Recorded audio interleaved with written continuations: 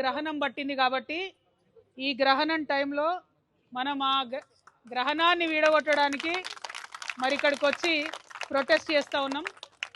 ఎందుకంటే మనం జనం బాటలో భాగంగా అనేక కంప్లైంట్లు ఇచ్చున్నాం హైడ్రాకి పెద్దవాళ్ళ మీద.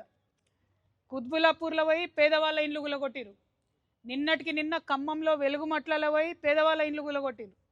మూసీ నది చుట్టుపక్కల కూడా పేదవాళ్ళ ఇండ్లు గులగొట్టిరు.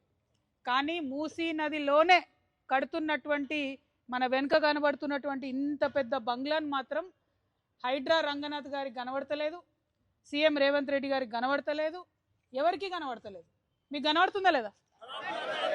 గ్రహణంతోనేమన్నా కళ్ళు కనబడుకునేమన్నా కనబడుతుంది కదా మనందరికీ.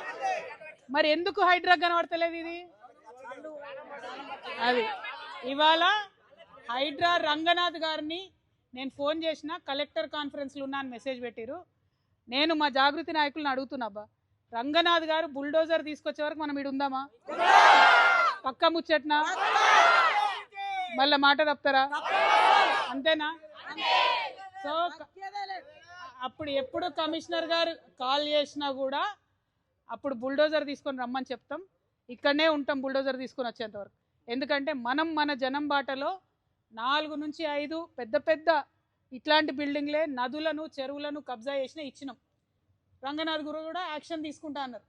ఎక్కడ యాక్షన్ తీసుకోలే. యాక్షన్ ఎక్కడ తీసుకున్నారు? ఖమ్మంలో వెలుగుమట్లలో 600 మంది పేద ప్రజలను అక్రమంగా భూదాన్ ల్యాండ్లకి వెళ్ళి తీసి బయటేసారు.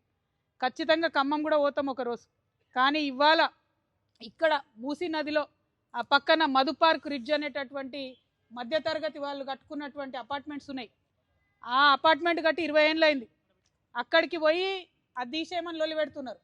కానీ ఇది ఇప్పుడిప్పుడే కడుతురు కదా, దీంట్లో ఎవరికి నష్టం జరగలే కదా. మరి ఇప్పుడిప్పుడే మూసీ నదిలో కడుతుంటే ఎందుకు దీన్ని ముట్టుకుంటలేరు? మాకు ఈ ప్రైవేట్ వాళ్ళతోనేం పంచాయతీ లేదు, ఖచ్చితంగా ప్రభుత్వంతోనే మా పంచాయతీ. పర్మిషన్ ఇచ్చింది బీఆర్ఎస్ ప్రభుత్వం. కాంగ్రెస్ వచ్చినాక 6 నెలలు ఆపిన్రు. తర్వాత ఆమ్యామ్యా తర్వాత మళ్ళీ వర్క్ స్టార్టెడ్. కాబట్టి ఇవాళ మేము ఒకటే అడుగుతున్నాం, న్యాయం అందరికి ఒకటే ఉండాలి. ఫైట్ చేద్దామా? పక్కా ముచ్చట్నా? పక్కా చేతులు ఎత్తురాబా, పిడికిలు బిగించురాబా. జై తెలంగాణ, జై తెలంగాణ. కాపాడుకుంటాం మూసీ నదిని, పరిరక్షించుకుంటాం తెలంగాణ వనరులను.